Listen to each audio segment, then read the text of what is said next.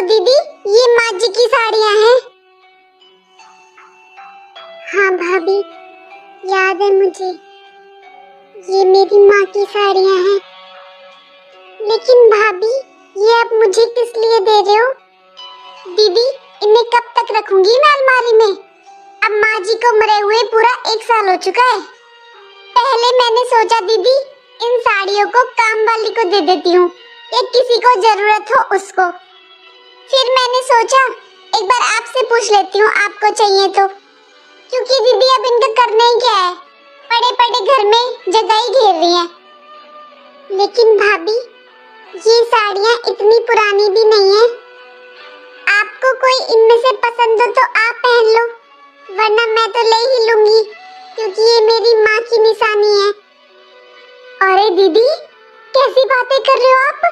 मैं क्यों पहन लूं माँ जी की साड़ियाँ? दीदी, माँ जी को मरे हुए पूरा 1 साल हो गया है। अरे मैं क्यों पहनूं ऐसी साड़ियाँ?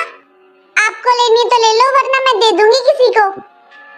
मुझे तो डर लगता है माँ जी से। भाभी, ये जो गले में आपने सोने का हार पहना हुआ है, ये भी तो शायद मम्मी का ही है ना?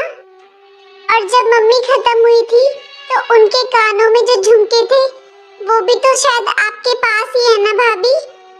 हाँ दीदी, मैंने बहुत संभाल कर रखे हुए हैं। अच्छा भाभी, वो भी दे दो मुझे। नहीं दीदी, वो मैं आपको नहीं दे सकती। अरे सास के गहनों पर बहू का अधिकार होता है। आखिर मेरे पास भी तो माँ जी की कोई निशानी रहनी चाहिए। अरे मेरी वो सास नहीं, माँ थी, उनकी भी कोई निशानी मेरे पास होनी चाहिए ना दीदी। इसलिए दीदी, वो तो मैं नहीं दूंगी।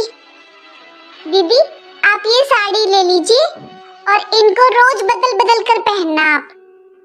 भाभी, आपको माँ की साड़ियों से तो डर लगता है, लेकिन माँ के गहनों से नहीं। वो गहने भी तो आपकी मरी हुई सास के ही है ना।